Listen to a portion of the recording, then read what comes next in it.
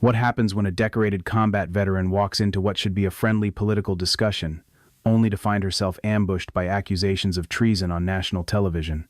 What unfolds is not just another heated television debate, but one of the most explosive, career-defining confrontations in daytime talk show history. This is the story of how Tulsi Gabbard, former congresswoman and presidential candidate, dismantled Joy Behar and The View's entire panel in a verbal battle that left the studio in stunned silence and exposed the ugly underbelly of political discourse in America. This wasn't supposed to happen like this. Tulsi Gabbard was invited as a guest, a presidential candidate seeking to share her vision with the American people.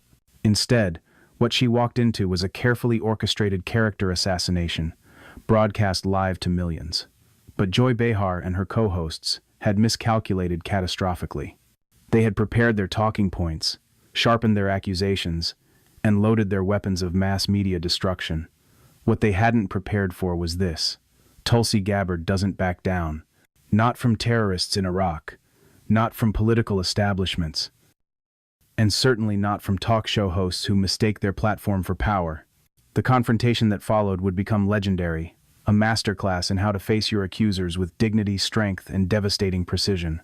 What you're about to witness is the moment when manufactured outrage met authentic courage, when privilege met service, when comfortable studio chairs met the harsh reality of someone who has actually put their life on the line for this country.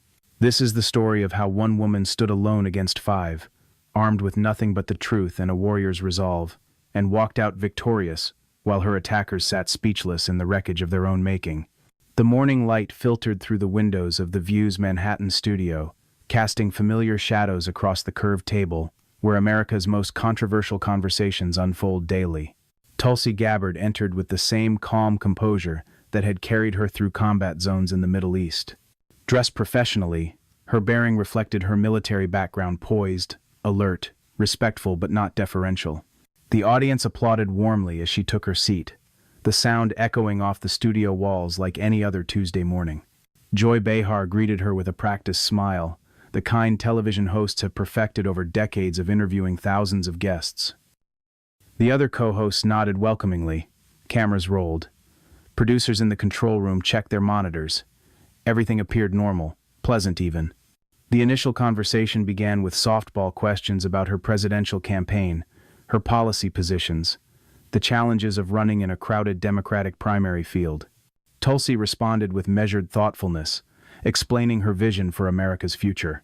She spoke about healthcare, about climate change, about the issues that matter to everyday Americans. The conversation flowed easily, professionally. Joy leaned back in her chair, seemingly engaged and interested. The audience remained attentive. Anyone watching might have thought this would be just another political interview, another candidate making their rounds through the media circuit. But those who knew Joy Behar well, those who had studied her interview techniques, those who understood the dynamics of The View, recognized something else entirely. There was a quality to her attentiveness, a particular focus in her eyes. She was unusually quiet for stretches, letting Tulsi speak without the interruptions that typically characterize these discussions. It wasn't the quiet of respect. It was the quiet of a predator waiting for exactly the right moment to strike. Little did the audience know that behind the pleasant facade, behind the professional smiles and cordial exchanges, a trap had been carefully prepared. Talking points had been coordinated. Questions had been workshopped. The panel had their ammunition ready, loaded with accusations that struck at the very heart of patriotism, loyalty, and identity. They were preparing to do what they had done to countless other guests who strayed from their approved narratives to humiliate, to discredit, to destroy credibility with the surgical precision that only a well-coordinated media ambush can deliver. Tulsi couldn't have known, sitting there in that moment of false calm, that she was about to face not just difficult questions but a full-scale assault on her character, her service, and her very identity as an American. The pleasant morning conversation was merely the setup for what was coming next. And what was coming next would shock everyone in that studio. The temperature in the studio shifted almost imperceptibly at first. Joy Behar's expression transformed from pleasant interest to something sharper, more focused. She leaned forward slightly, a subtle power move that signaled to everyone watching that the real interview was about to begin. The transition was masterful in its cruelty, One moment discussing policy, the next moment discussing something far more personal and devastating. "I want to start with something that I think is also important about facts," Joy said, her voice taking on an edge that hadn't been there moments before. "Because recently on our show here," she paused, letting the implication hang in the air like smoke from a fired gun. But Tulsi Gabbard had not survived combat, had not risen through military ranks, had not navigated the treacherous waters of Washington politics without developing exceptional situational awareness. She recognized the ambush before the words had even fully left Joy's mouth. Her posture shifted almost imperceptibly, not defensive, but ready, not aggressive, but alert. "I was just going to get to that," Tulsi interjected smoothly, her voice carrying a calm that belied the magnitude of what was about to unfold. The slight smile on her face wasn't friendly, it was knowing. It was the expression of someone who had walked into a trap fully aware of its existence and prepared to dismantle it piece by piece. Joy tried to maintain control, tried to steer the conversation back to her carefully prepared attack. "Good, yeah, helping you out," she said. But there was uncertainty creeping into her voice now. The other co-hosts exchanged glances. Something was happening that wasn't in the script. The guest was supposed to be surprised, caught off guard, thrown off balance. Instead, Tulsi Gabbard was looking directly at Joy Behar, with the steady gaze of someone who had stared down far more threatening opponents, in far more dangerous circumstances. "Look," Tulsi began, and the single word carried weight that made everyone in the studio lean forward slightly. "Some of you have accused me of being a traitor to my country, a Russian asset, a Trojan horse." She paused, letting each accusation land like a hammer blow. The audience held its breath. "Or a useful idiot, I think was the term that you used." The studio went deathly quiet. You could hear the subtle hum of the cameras, the slight rustle of papers, the collective intake of breath from the audience. Joy's face flickered with something surprise, perhaps, or concern that the confrontation was coming faster and harder than anticipated. The trap had been sprung, but not in the direction she had expected. Tulsi wasn't finished. Her voice remained steady, controlled, but there was steel underneath now. "Which basically means that I'm naive or lack intelligence to know what's going on." She let that sink in, let the absurdity of it resonate. Here was a woman who had served in combat zones, who had been elected to Congress multiple times, who was running for President of the United States, being called stupid by television hosts who had never worn a uniform or put their lives on the line for anything. Joy tried to interject, tried to redirect, tried to regain control of the interview that was rapidly slipping through her fingers like water. "I want to let," she started, but Tulsi was having none of it. "I want to let your viewers know exactly who I am," Tulsi continued, speaking directly past Joy to the camera, to the millions watching at home. It was a brilliant tactical move. She wasn't answering to Joy Behar anymore. She was speaking directly to the American people. "All right, set the record straight." The power dynamic in the studio had completely inverted.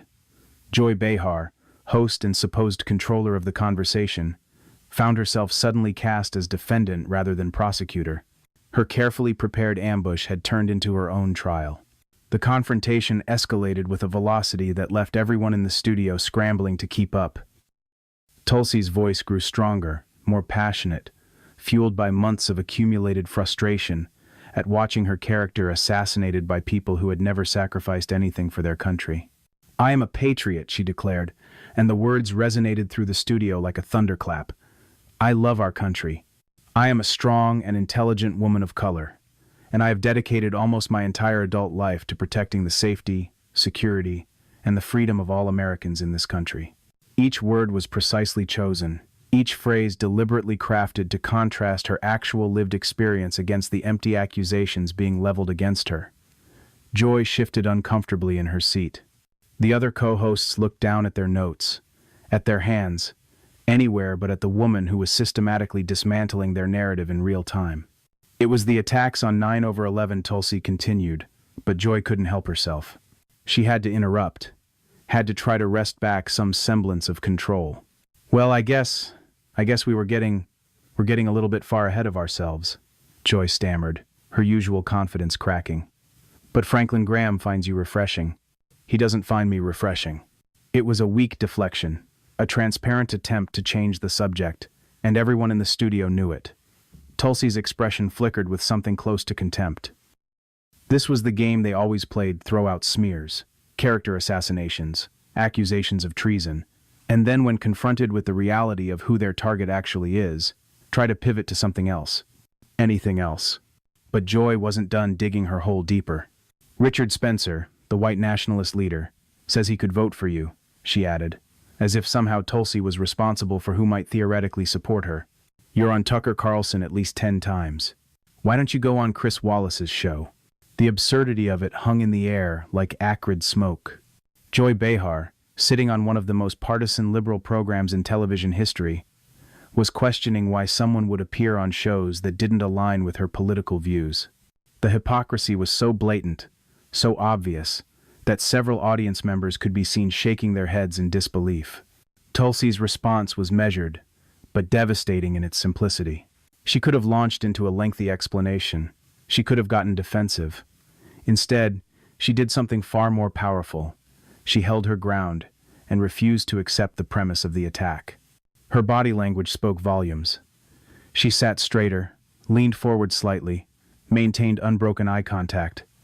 These were not the movements of someone on the defensive. These were the movements of someone preparing to go on the offensive. "Because you and other people continue to spread these innuendos that have nothing to do with who I am," Tulsi stated flatly. The words cut through the studio's tension like a blade. Joy tried to deflect again, tried to spread the blame. "Well, Hill started it, and then you shot back at her. You called her the queen of warmongers. You doubled down," Joy continued, her voice rising slightly. "Unfortunately, you doubled down on the baseless accusations that she made." And there it was, the moment of truth. Joy had just revealed the entire game.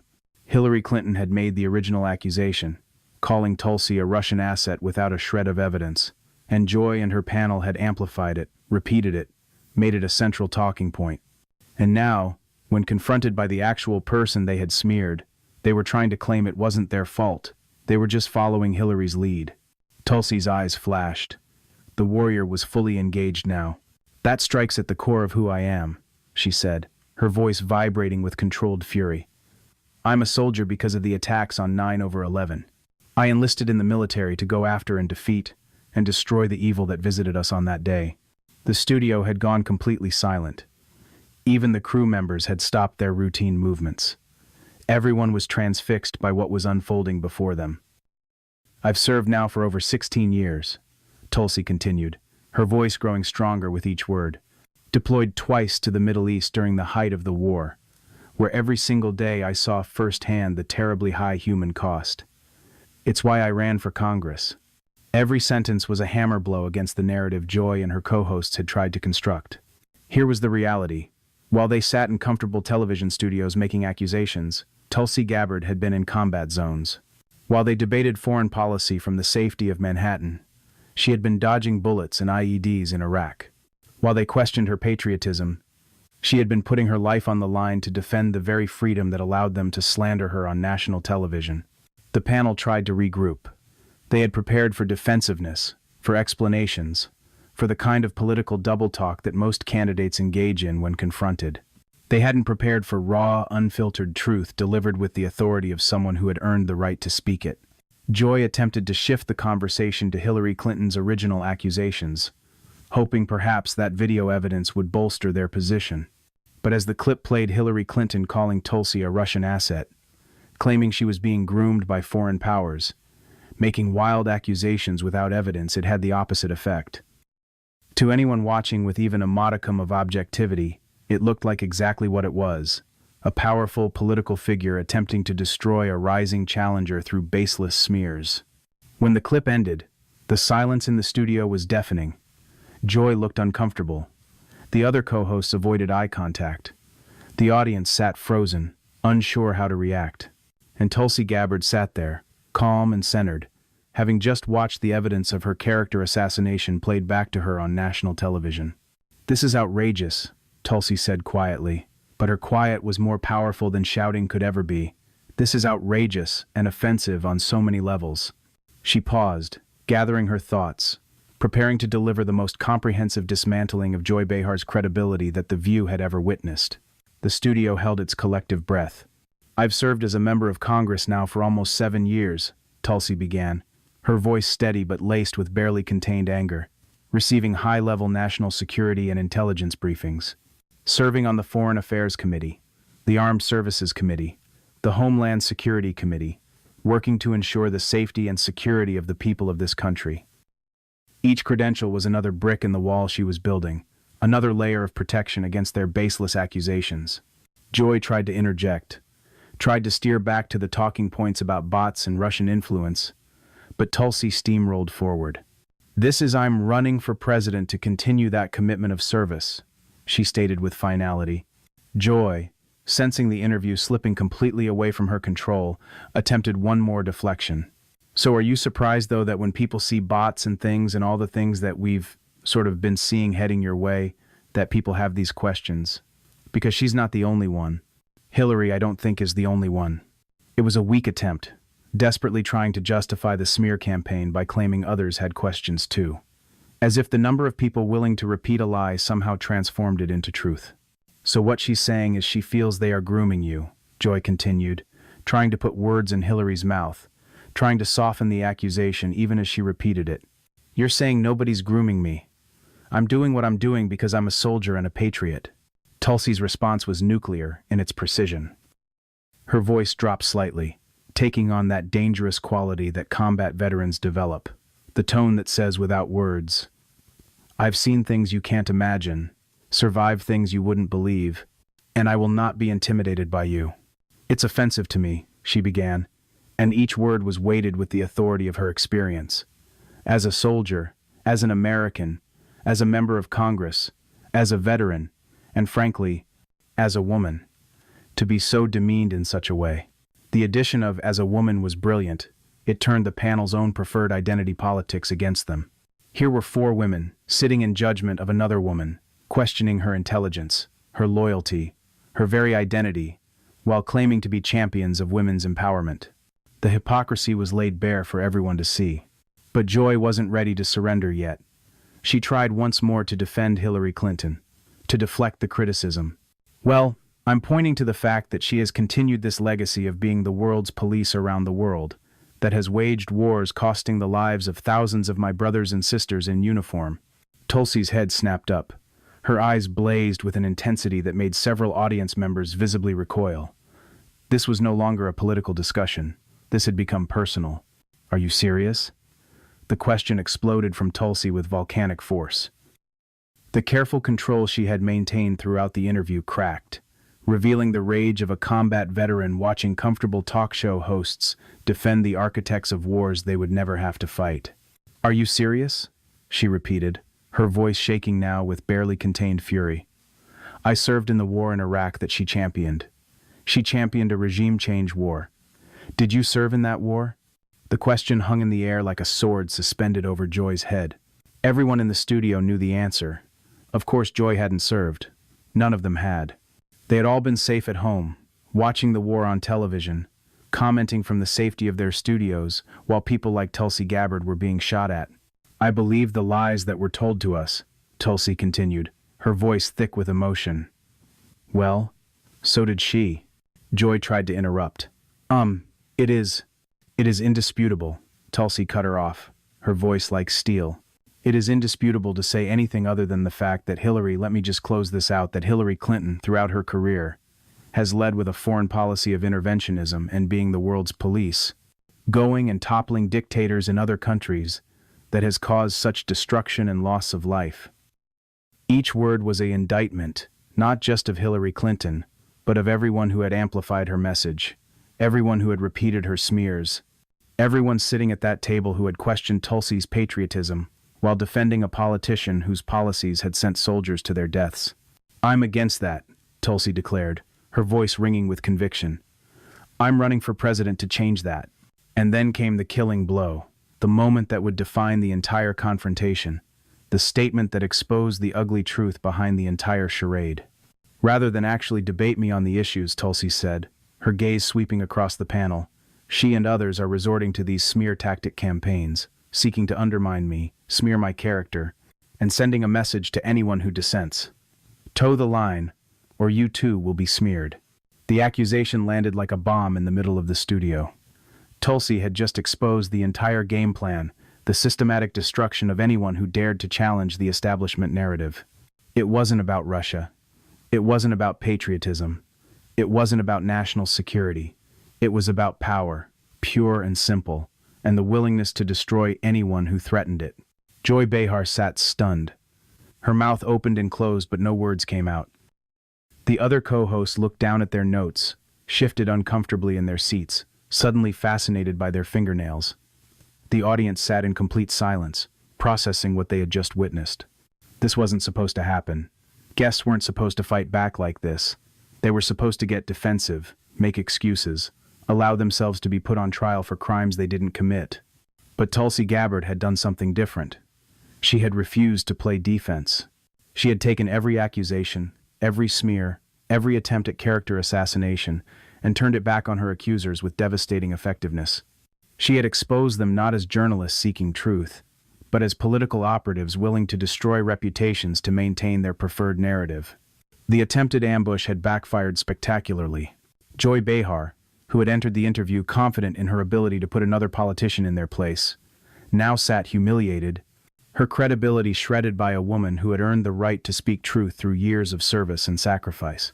The Views panel, accustomed to being the ones asking the tough questions, had been put on trial themselves and found wanting. Tulsi Gabbard remained seated for a moment longer, letting her words sink in, letting the full weight of the exposure settle over the studio. Then, with the same dignified composure she had entered with, she prepared to leave. She hadn't raised her voice to shouting. She hadn't engaged in personal attacks. She had simply told the truth, used her own life and service as evidence, and let the stark contrast between her reality and their accusations speak for itself. The warrior had faced her accusers. She had dismantled their arguments systematically, methodically, devastatingly. And now, having completed her mission, she could exit with her dignity not just intact but enhanced. Joy Behar attempted to steer the conversation elsewhere, to move past the moment, to pretend that nothing extraordinary had just happened. But everyone in that studio knew better. They had just witnessed something rare in modern media, the complete and total collapse of a coordinated smear campaign, destroyed by the simple power of truth spoken by someone who had earned the moral authority to speak it. The cameras continued to roll, capturing the aftermath of the confrontation. The audience remained hushed, still processing what they had witnessed. The crew members exchanged glances, knowing they had just recorded something significant, something that would be replayed and analyzed for years to come. Tulsi Gabbard had walked into the View expecting an ambush. She had gotten one. But unlike countless other guests who had wilted under similar attacks, who had allowed themselves to be defined by their accusers, she had stood firm. More than that, she had gone on the offensive, exposing the hollow nature of the accusations against her and the moral bankruptcy of those making them. What had started as a routine political interview had become something far more significant. A watershed moment in political discourse, a demonstration of how to face coordinated media attacks with dignity and strength, and a warning to all who would attempt similar character assassinations in the future. The decorated combat veteran, the congresswoman, the presidential candidate, had proved something that day in the View's studio. She had proved that courage isn't just what you display on battlefields overseas. Sometimes the most important battles are the ones fought in television studios, where the weapons are words and the casualties are reputations. And in this battle, Tulsi Gabbard had emerged not just unscathed but victorious. Joy Behar would continue hosting The View. The panel would continue their discussions. The show would go on. But something had changed that day. They had learned that some guests won't be intimidated, some accusations will be met with devastating counterattacks, and some people have earned the right through service and sacrifice to speak truth that cannot be denied. As the segment finally ended, and producers frantically tried to signal what should come next, one truth remained inescapable. Tulsi Gabbard had walked into a trap designed to destroy her credibility, and instead had exposed the credibility of her accusers. She had faced 5 opponents on their home turf, with their audience, playing by their rules, and had emerged victorious through the simple power of truth. The View had tried to make an example of Tulsi Gabbard. Instead, she had made an example of them. She had shown America what happens when manufactured outrage meets authentic service, when comfortable accusations meet uncomfortable truths, when political operatives pretending to be journalists encounter someone who has actually earned the right to speak about patriotism through years of sacrifice. What started as Joy Behar's attempt to expose Tulsi Gabbard became instead a perfect exposure of Joy Behar herself and the entire media ecosystem that enables baseless character assassination in the name of political convenience. The hunter had become the hunted, the accuser had become the accused, and the verdict had been delivered not by pundits or political operatives, but by the simple, devastating power of truth. Was Tulsi Gabbard right to confront them so directly? Did Joy Behar and the View panel deserve the public dismantling they received? Can political discourse recover from the scorched earth tactics that have become so common? These questions would be debated in living rooms and social media feeds for weeks to come. But one thing was beyond debate. On that day, in that studio, a combat veteran stood against coordinated character assassination and refused to back down. She fought with the same courage that had carried her through war zones, armed with nothing but truth and the moral authority of service, and she won. The confrontation on The View between Tulsi Gabbard and Joy Behar would be remembered not as another heated political exchange, but as the moment when someone finally said enough. Enough of the smears. Enough of the baseless accusations. Enough of comfortable people questioning the patriotism of those who have actually sacrificed for their country. Enough. And in saying enough, in standing her ground, in refusing to be intimidated or silenced, Tulsi Gabbard had given voice to millions of Americans who were tired of watching the media destroy people who dared to think differently. She had exposed the machinery of political destruction for what it truly was, and she had walked out of that studio not as a victim, but as a warrior who had won yet another battle in her ongoing fight for truth, honor, and authentic service to the American people. The dust had settled. The confrontation was over. But its impact would reverberate through American political discourse for years to come, a reminder that some people cannot be intimidated, some truths cannot be suppressed, and some warriors never surrender, not on foreign battlefields, and not in television studios either.